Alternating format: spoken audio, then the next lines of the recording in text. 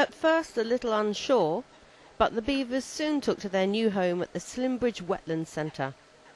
Once indigenous to the UK, these beavers have been brought over from Bavaria as part of the Back from the Brink conservation project, introducing visitors to many of the mammal species that were once abundant in British wetlands. We wanted to make people aware of the plight of wetland mammals. It started off as a water vole project 2 years ago, and it's grown, and we've now got 5 different wetland mammal species on exhibit here. We've got beavers, otters, water voles, water shrew and harvest mice. The exhibit in a 1.5 kilometre square enclosure is the first of its kind. The 2 male beavers, a father and son pair, will be sharing the enclosure with cranes, coots, ducks, and visitors can see how these creatures behave in the wild, making it much more interesting than in a zoo.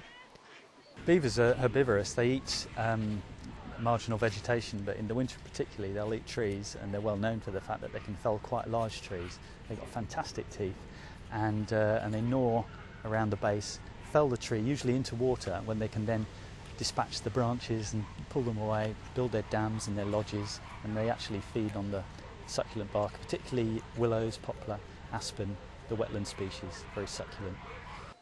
Beavers lived in the UK until the Middle Ages, but were hunted to extinction for their fur and meat. The Slimbridge Centre is keen to discuss the possibility of reintroducing them to the wild.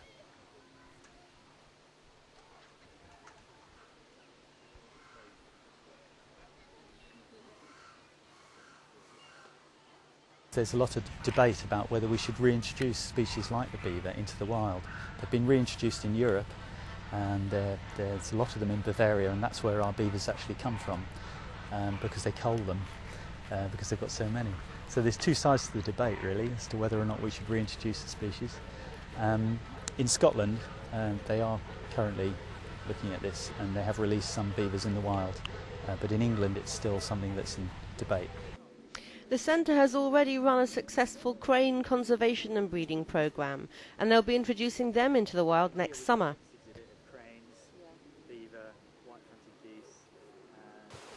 Another success story is the otter, which declined massively during the 1970s but is now on the rise again. The centre has a pair and 2 cubs, and there are also wild otters living near the reserve on the River Severn. The centre hopes its latest edition will continue its vital work in conserving and saving wetlands for wildlife and people across the UK.